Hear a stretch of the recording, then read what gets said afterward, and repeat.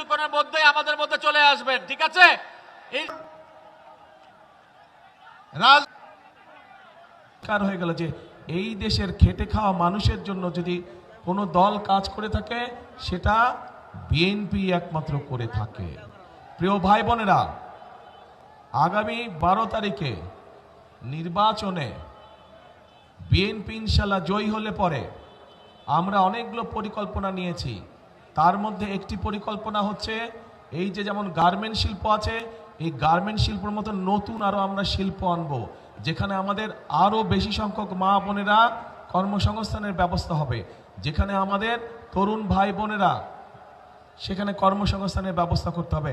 নতুন শিল্প আমরা এই দেশে নিয়ে আসব, যেখান থেকে আবার দেশে আরও বেশি বিদেশে রফতানি হবে। এখন এর বাইরে আমরা শুধু গাজীপুর জেলার জন্য, এই যে গাজীপুর, এই গাজীপুরের জন্য আমরা কতগুলো চিন্তা ভাবনা করেছি এই এলাকার মানুষের বিভিন্ন সমস্যার কথা চিন্তা করে। যেমন আপনাদের এইখানে জয়দেবপুর রেল ক্রসিংয়ের উপরে একটা ওভারপাস নির্মাণ করা, যেটা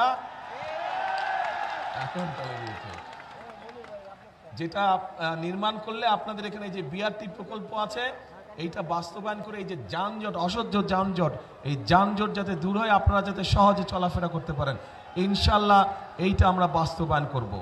শুধু তাই নয়, বিশেষ করে আমাদের নারী শ্রমিক যারা আছেন তারা যাতে নিশ্চিন্তে টেনশনে না থাকেন সন্তানদেরকে নিয়ে, সেই জন্য কিছু কিছু গার্মেন্টসে আছে, বাট সকল শিল্প প্রতিষ্ঠানে আমরা আমাদের বোনদের জন্য তাদের বাচ্চারা যাতে ঠিকভাবে থাকে, ঠিকভাবে তাদের দেখাশোনায়, তাদের জন্য ডে কেয়ার সেন্টার তৈরি করার পরিকল্পনা আমরা নিয়েছি।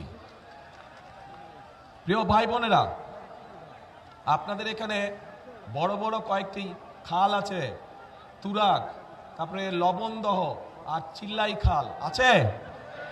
এগুলো কি বন্ধ হয়ে গেছে? এগুলো পানি আছে না নাই? চলে?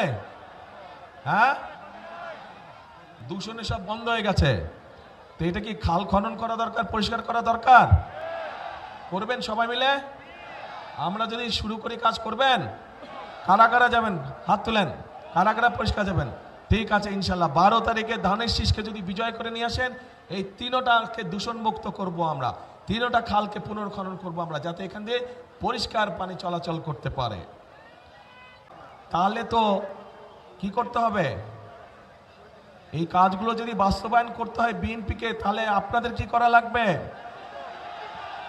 হ্যাঁ, ধানের শীষকে জয়যুক্ত করা লাগবে।